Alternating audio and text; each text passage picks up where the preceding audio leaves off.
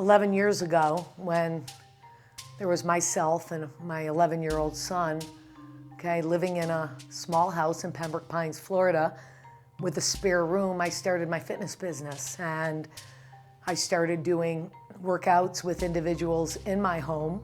So I started my first small studio. What I started finding out was I had this anxiousness inside of me. Something was stirring that it just wasn't enough. I wanted more. And it didn't go away. It stayed in me day after day. So I took it as a signal of that I need to really think about growing. I need to set out on my climb to see where it would take me. Welcome to Mount Sanitas. Hey guys, we're going all the way up here. All right. Bear activity confirmed in this area. Stay alert. I knew this wasn't going to be a walk in the park. Okay, let's do it. Let's do it. The home fitness business was at the very bottom of the mountain. And then when I made that decision to go and open up a small studio, that was me just kind of stepping up on the incline of the mountain and heading up. I was very, very nervous. Was very, very fearful of being able to do it financially. Went through a lot of discomfort and a lot of unknown during that beginning phase because I had never had my own business. And then as I went into my next studio, which was larger than my first, that was kind of climbing a little higher up on the mountain. I lost my breath, just like when the altitude starts getting a little higher. And then my third studio, that was kind of getting up into the rocks. And then it was much more painful financially, commitment-wise, and, you know, can I do this?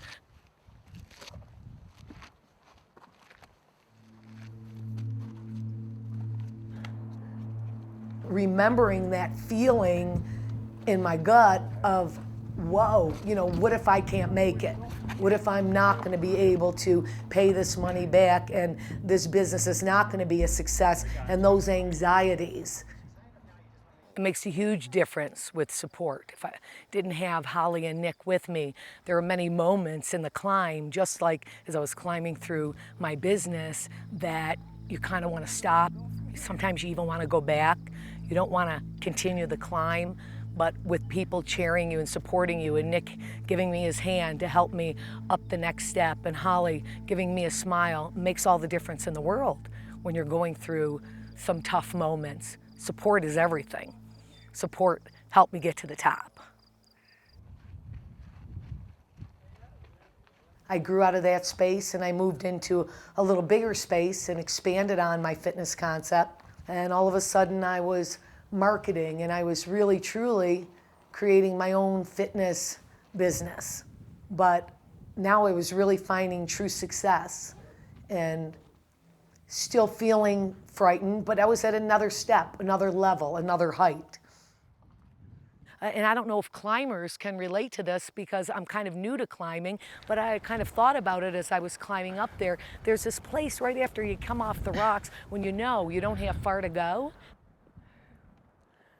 One step closer, guys, and that's the top. Yep, there it is. The top is, you know, kind of within eyes distance, and you kind of catch your breath a little, and you get your second wind. And I feel that's happening as I'm going into this whole franchise part of my fitness business, that there is this, whoa, this is huge, this is high, but there's also this very calming state about me that's going, listen, you've made it up this far.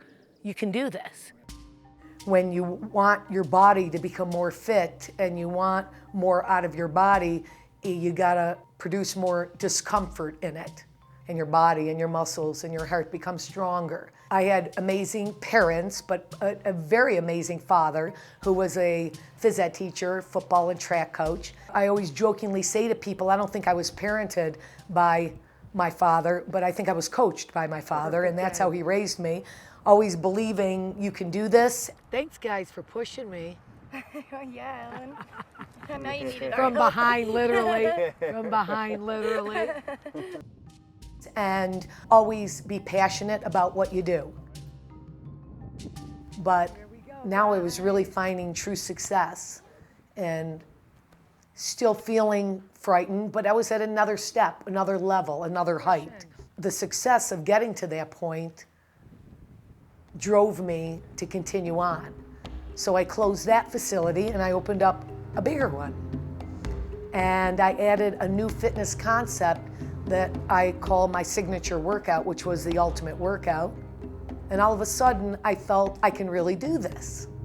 I can do this. I think I can really, really make it big in what I love to do, which is fitness.